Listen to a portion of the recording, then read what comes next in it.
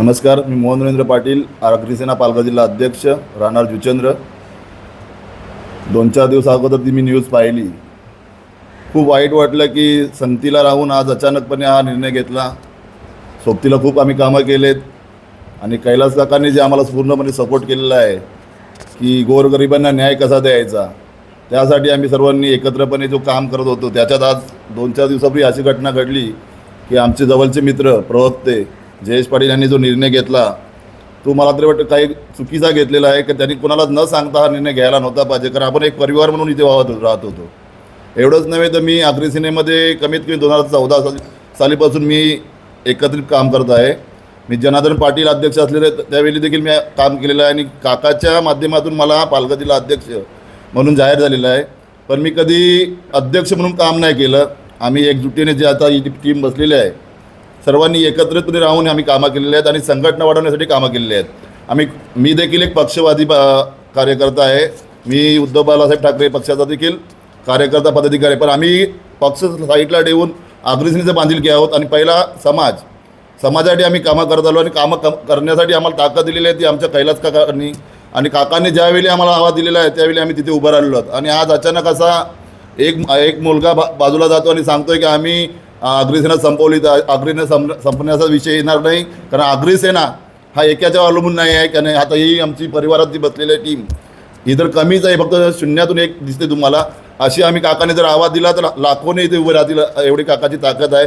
पण जे आज आपले प्रवक्ते गेले त्यांनी जे हा विषय मांडला आहे त्यांना एक सांगितू इच्छितो की अग्रिसेना शेवटपर्यंत साथ देईल. अग्रिसेना ज्या माणसांनी आमच्यासाठी कामं केले त्यांना आमची गरज आहे, त्यांच्यासाठी आम्ही शेवटपर्यंत साथ देणार. आणि अग्रिसेना अजून कशी वाढवायची हे मोहन पाटील आणि आमचे बसलेले सर्व टीम ताकदीने उभे राहणार. एवढं सांगून 2 शब्द पूर्ण करतो. जय हिंद, जय महाराष्ट्र, जय अग्री. नमस्कार, मी रुपाली संदेश पवार, अग्रिसेना वसई-विरार महिला अध्यक्ष. आज मला माझं सांगण्याचं कारण हेच आहे की मी त्या न्यूज बघितली आहे की त्याच्यामध्ये जे अग्रिसेनेतून जे गेले आता त्या दिवशी त्याच्यामध्ये एक महिला होती. त्या महिलेला तिकडे प्रवेश कोणत्या प्रकारे करून घेतला की ती अग्रिसेनाची महिला अध्यक्ष आहे म्हणून. पण ती तर अग्रिसेनाची महिला अध्यक्ष नाही आहेत, त्या आता दुसऱ्या पक्षाच्या आहेत. त्या पक्षाचं मी आता नाव घेत नाही, पण ते दुसऱ्या पक्षाचे आहेत. पण माझं आजचं मला पद सांगण्याचं जे गरजेचं कारण तेच आहे की महिला अध्यक्ष मी असताना कोणतरी एका एवढ्या मोठ्या पक्षाला फसवून की अग्रिसेनेची जिल्हाध्यक्ष आहे म्हणून फसवून त्यांचा प्रवेश केला गेला. आणि राहिला की 400 लोकांचा प्रवेश झाला, काही झाला, XYZ, आम्हाला त्याच्यावर बोलायचं नाही आहे. पण आपण बोलतो ना की सुपड्यात जेव्हा आपण धान्य घेतो जेव्हा आपण ते साफ करायला, तेव्हा त्या साफ करताना त्याच्यातून काय निघून जातं? धान्य निघून जात नाही आहे, त्याच्यातून कचरा निघून जातो आणि धान्य राहतं. तेच धान्य आज इकडे दिसते आणि हे आता थोड्या प्रमाणात आहे. जेव्हा वेळ येणार अग्रिसेनेचा तेव्हा प्रत्येकाला माहीत आहे की किती प्रमाणात अग्रिसेना रस्त्यावर उतरते आणि लोकांची कामं करते. आम्हाला कोणावर टीका करायची नाही. गेले चांगले आमच्यासाठी जे होते, आपण बोलतो जे होतं ते चांगल्यासाठीच होते आणि आमच्या तऱ्हेने जे झालं ते चांगल्यासाठी झालं. आम्हाला कोणाच्या गोष्टीचं दुःख नाही आहे. पण एवढंच आहे, आपण ज्या ताटात खातो त्या ताटात त्याची जाणीव प्रत्येक माणसाने ठेवायला पाहिजे, एवढंच म्हणणं आहे. नमस्कार, मी चेतन सुभाष गावड, अग्रिसेना पालघर जिल्हाध्यक्ष ग्रामीण. आताच 2-4 दिवसापूर्वी कळलं की पालघर शहर प्रवक्ते जयेश पाटील ह्यांनी कुठल्या तरी पक्षामध्ये प्रवेश घेतला. त्यांच्या पुढच्या राजकीय वाटचालीसाठी आमच्या पूर्ण अग्रिसेना परिवाराकडून खूप खूप शुभेच्छा. फक्त एकच सांगू इच्छितो की अग्रिसेनेमध्ये गेली 2018 कैलास काकाने अग्रिसेनेची धुरा आपल्या खांद्यावर घेतली आणि जेव्हा सुरुवातीला जोडल्या गेल्यामधला मी पहिल्या दिवसापासूनचा त्यांच्या कार्याचा साक्षीदार आहे. आणि ह्या प्रवासात सुरुवातीला तर आम्ही 4-5 जण होतो.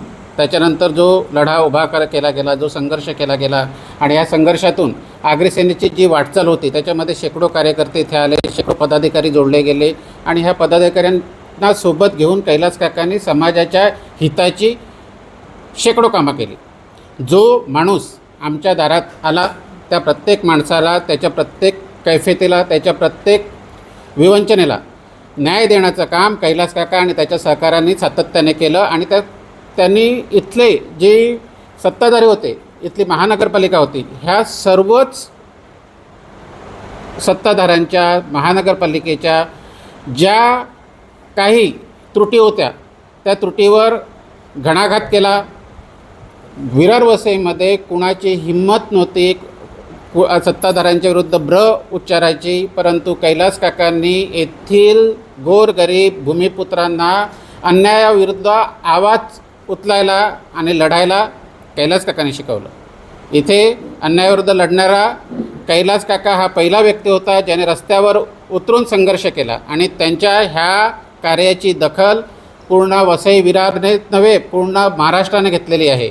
आणि त्याची परिणती आणि त्याची फळ की ज्या सत्ताधाऱ्यांचे 3 आमदार 1 खासदार इथे होते, ते 3 खासदार आणि 3 आमदार आणि 1 खासदार आज घरी बसले. कारण कैलास काकांनी जे खरं आहे ते त्यांनी खरंच बोलले, जे खोटं आहे त्या खोट्याविरुद्ध त्यांनी शेवटपर्यंत आवाज उचलला आणि लोकांना न्याय मिळवून दिला. आता फक्त इतकंच सांगतो का कैलास काका, आज काही जणांनी म्हटलं की विरार वसईमध्ये सुपडा साफ झाला, काही झालं, पण तुम्हाला एकच सांगतो, एक पदाधिकारी आमच्याकडे आता हे जे आहेत ना, हे आमचं एक कुटुंब आहे आणि ह्या कुटुंबातला फक्त एक पदाधिकारी काही गेला म्हणून काय अग्रसेनेची काही त्याला फरक पडत नाही. ते गोम असते ना, गोम, त्याला हजारो पाय असतात, त्यातला एक तुटला तरी त्याला काहीच फरक पडत नाही. तशातलाच आमचा हा एक परिवार आहे. आम्ही एक कुटुंब प्रमुख म्हणून कैलास काकांना पाहतो आणि एक कुटुंब म्हणून आम्ही सगळे काम करतो. जोपर्यंत समाजातला तळागाळातला वंचित एकही व्यक्ती ह्या दारावर येत राहील, तोपर्यंत त्याच्यासाठी अग्रसेना सदोदित काम करत राहील. त्याच्यामुळे फक्त एकच सांगतो कैलास काकांना, कैलास काका तुम आगे बढ़ो, तुम्हारी ज़रूरत है, हम तुम्हारे साथ है. इतके बोलून माझे 2 शब्द मी